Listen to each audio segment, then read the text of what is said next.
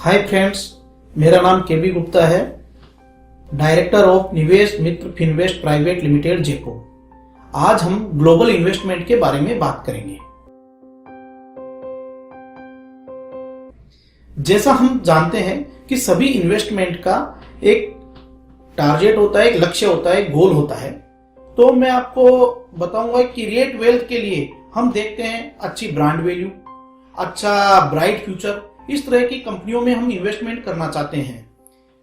मैं आपको बताता हूं कि वर्ल्ड वाइड अगर हम देखें तो 2020 में जो वर्ल्ड की टॉप 5 ब्रांड वैल्यू जिन कंपनियों की थी वो है एप्पल, गूगल, माइक्रोसॉफ्ट, फेसबुक और अमेजोन।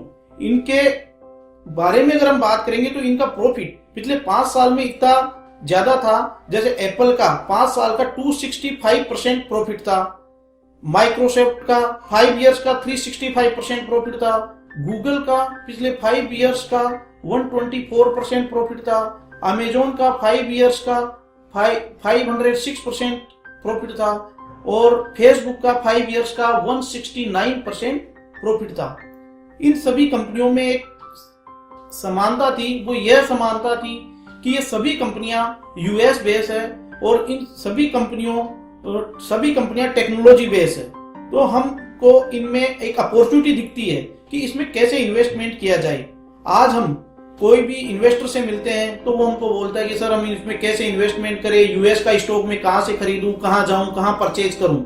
लेकिन आज म्यूचुअल फंड के थ्रू हम इस तरह के फंड हाउस में इन्वेस्टमेंट कर सकते हैं। म्यूचुअल फंड्स के कुछ स्कीम्स हैं जो यूएस और ग्लोबल बेस में इन्वेस्टमेंट करवाती है, तो हम उनका स्टडी करके उनसे अपने एडवाइजर से मिलके उसमें इन्वेस्टमेंट कर सकते हैं। इसका एक बेनिफिट सबसे बड़ा यह है कि अपना पैसा डाइवर्सिफाइड भी होता है, डोमेस्टिक मार्केट और ग्लोबल मार्केट दोनों में। आज हम कई बार हम देखते हैं, जैसे 2011 का अगर मैं आपको बताऊं तो 2011 में -24% इंडिया का शेयर बाजार का रिटर्न था और यूएस नेगेटिव नहीं था, यूएस फ्लैट था। 2019 में -12% इंडिया का बाजार नेगेटिव था और यूएस का बाजार +29% था। तो कहीं कहीं वो कोरिलेशन जो हम सोचते हैं वो नहीं होता है और हमें डाइवर्सिफाइड पोर्टफोलियो इन्वेस्टमेंट हो जाता है।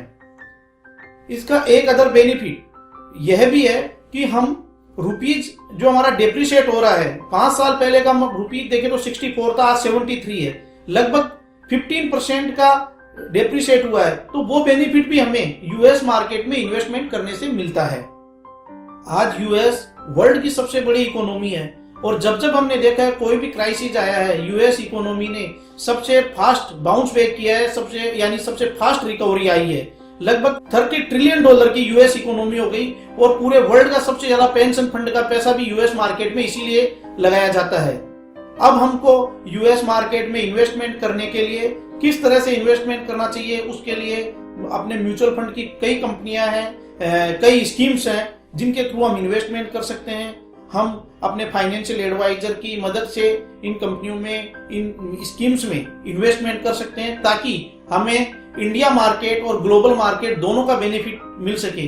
और मैं ये कहना चाहूंगा कि 5 से 10% अपने पोर्टफोलियो का इन्वेस्टमेंट यूएस मार्केट में जरूर होना चाहिए। Thank you.